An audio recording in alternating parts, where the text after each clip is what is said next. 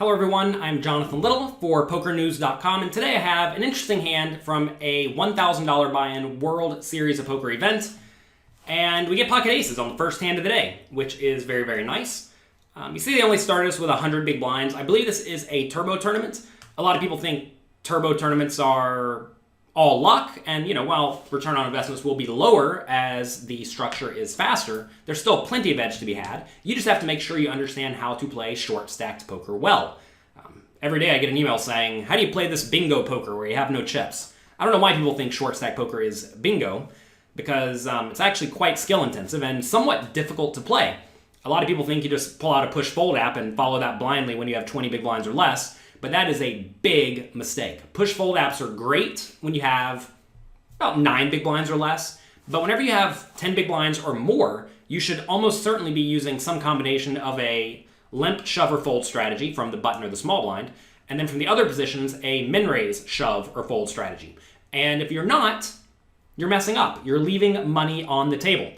And whenever you do min raise or limp, inevitably you see the flop. So you have to learn how to play post flop, and sometimes that means putting in a third of your stack and then folding.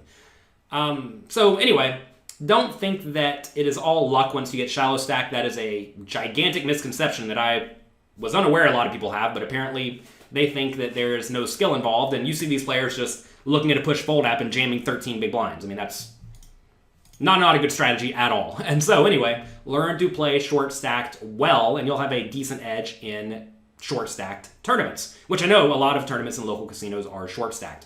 We discuss extensively how to play short stack poker over at pokercoaching.com in the homework section. You can go there and get a completely free trial, watch those webinars on short stacked play, and be way ahead of almost everyone you play against, especially in the small and medium stakes.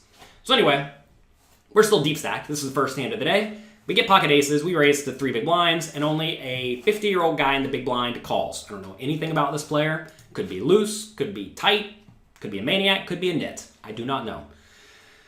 So flop comes 8-7-4, and this is a board where I think a lot of people check behind incorrectly.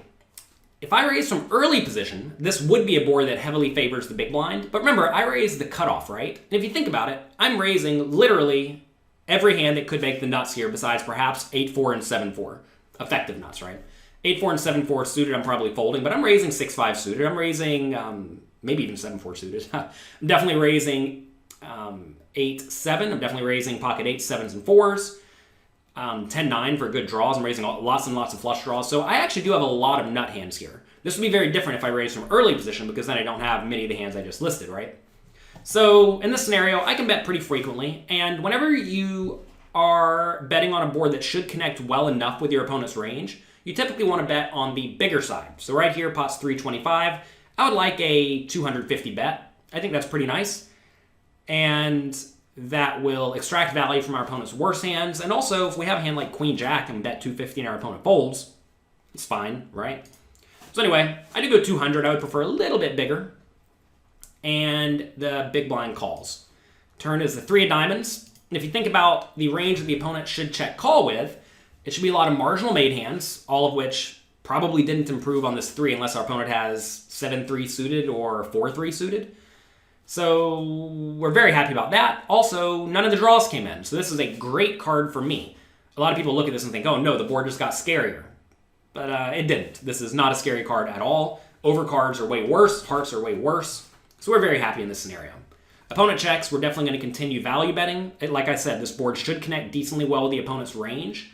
So we want to bet on the big side. Now I like 500. I think that would be quite nice. And the opponent calls. Again, at this point, I'm thinking the opponent has a lot of marginal made hands or maybe draws. Now the river is a queen of diamonds, and the opponent surprises me by betting about 30% pot, 500 into the 1700 pot. It's kind of a weird line. Maybe the opponent has Queen X of hearts. That's a hand that may want to play this way. Maybe the opponent has a diamond flush. If he had a hand like Ace X of diamonds, he'd check call the flop. Maybe King X, maybe Queen X, maybe Jack 10 or Jack 9 or 10-9 of diamonds. All those hands make a lot of sense. Maybe 9-6 of diamonds. I really don't think this is a bluff all that often. Usually when people lead into you on a somewhat scary river, it's going to be using a big sizing And when they do use a big sizing, they are polarized to either the obvious nut hands, in this case flushes, or nothing. And right here, if our opponent bet bigger, I think this is a pretty easy call because many of the obvious draws missed, right? Like, look, all the open-ended straight draws missed. All the obvious front door flush draws missed. So this is a spot where if the opponent bet bigger, this is an easy call in my mind. When he bets tiny, though, look, I'm not folding aces just because I think the opponent could have queen X with the queen of hearts, queen X of hearts, right?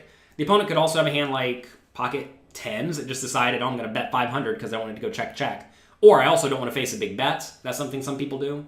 But I'm not going to raise here. I think a lot of people get themselves in trouble thinking I'm going to raise for value with my aces and then fold if I get re-raised.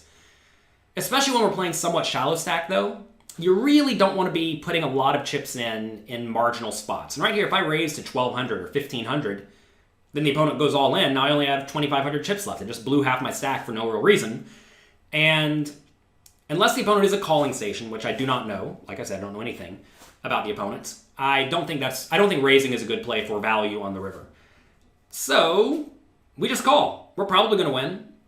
I expect to win here a pretty good amount of the time. Notice that given the pot odds, we don't need to win very often at all. We have to put in 500 to win 2,700, so we need to win like 18% of the time, give or take, which is not a lot, right? So easy call here. Don't get in trouble by raising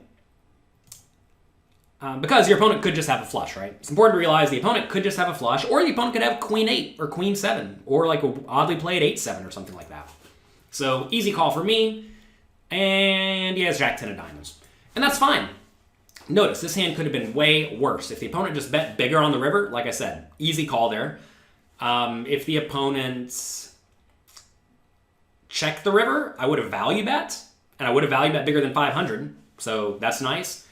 If the opponent, check raised the flop, bet the turn, and jammed the river, I would have lost there too. So even though we lost this hand, I lost pretty much the minimum. I'm sure some of you are saying you could have folded the river. Yeah, but folding the river would be terrible. Unless you know your opponent literally never bluffs the river and only bets the river with 2 pair or better, you cannot fold here, especially for a very small bet. If the river was instead the queen of hearts and the opponent bet big on the river, that's the spot where I would consider folding. But when the opponent bets small, you have to realize you don't have to win very often at all to justify calling. And in this scenario, we just have an easy call, and sometimes you're going to lose. So many players beat themselves up over any time they lose a pot. They think, oh man, I must have played it wrong. But no, you're supposed to lose sometimes. And if you win every hand you play, you're probably not playing very well because it means you're giving up on way too many pots. So that's going to be it for today. I hope you enjoyed this video for PokerNews.com. If you liked it, let me know on Twitter at Jonathan Little. Also, head over to my YouTube channel at JonathanLittlePoker.com/YouTube. Click subscribe, and I will send you notifications for all sorts of other videos that I make on a very regular basis. So thanks a lot. Good luck in your games, and I'll talk to you next week.